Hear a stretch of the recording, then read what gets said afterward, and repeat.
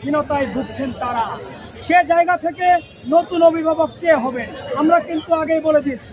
বাকি 6 কলেজ যারা রয়েছেন সেখানে যারা পড়াশোনা করছেন প্রত্যেক শিক্ষার্থী আমাদের ভাই বোন। রাষ্ট্র আমাদেরকে বারবার তাদের প্রতিদ্বন্দ্বী বানিয়ে দিচ্ছেন।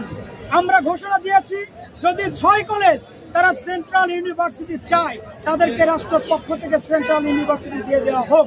তবে তিতুমীরের দাবি সেই প্রথম থেকেই বিশ্ববিদ্যালয়, স্বতন্ত্র বিশ্ববিদ্যালয়, এবং আমাদের এই দাবিতে আমরা অনড় থাকব। 72 ঘন্টার অধিক সময় পার হয়ে গিয়েছে আমাদের অনশনকারী, আমাদের অনশনরত শিক্ষার্থীদের, এবং তাদের অবস্থা মোটেও ভালো নয়। আমাদের 4 জন তারা মেডিকেলের বেডে কাতরাচ্ছেন।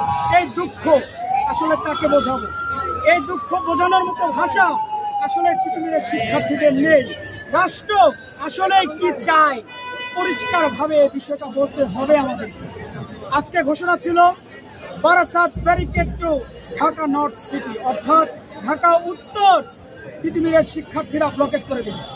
এবং আপনারা ইতিমধ্যে জেনেছেন সন্ধ্যার পর থেকে মহাখালী পয়েন্ট এবং আমরা মাত্র গুলশান পয়েন্ট থেকে আসলাম, প্রত্যেকটি জায়গায় আমরা এই মেসেজটি দিতে চেয়েছি।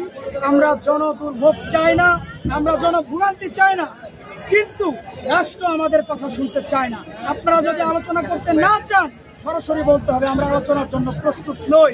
তবে শুধুমাত্র আবারও বলি, শব্দটি যদিও শুনতে ভালো লাগে না, সেই মূলা ঝোলাবেন না। সেই মূলা ঝোলানো আশ্বাস তিতুমীরের শিক্ষার্থীরা গ্রহণ করতে রাজি নয়। আপনারা মন্ত্রণালয় থেকে দায়িত্ববান একজনকে পাঠান। আপনারা গত 2 দিন আগে একজনকে পাঠিয়েছিলেন, নাম বলবো না। তিনি এসে শিক্ষার্থীদের সাথে কথা বলেন। শিক্ষার্থীদের স্পন্দন শক্তি সম্পর্কে তার ধারণা নেই, শিক্ষার্থীদের পালস সম্পর্কে তার ধারণা নেই। তিনি কি বলেন? আগা নেই গোড়া নেই, যা ইচ্ছা তাই বলে যান। এভাবে নয়, আমরা চাই, আমরা জানি 24-এর বিপ্লবের পর সমস্ত প্রশাসনিক কাঠামো চেঞ্জ হয়েছে, সেখানে যারা বসেছেন তারা যোগ্য ব্যক্তি। এমন অথর্ব ব্যক্তিকে আমাদের এখানে পাঠাবেন না যিনি শিক্ষার্থীদের নিয়ে কথা বলতে প্রস্তুত থাকেন না। তার মন গড়া যেটা মনে হয় সেটা শিক্ষার্থীদের উপর চাপিয়ে দিলে 24-এর পর 25-এ এসে শিক্ষার্থীরা গ্রহণ করে নেবে না।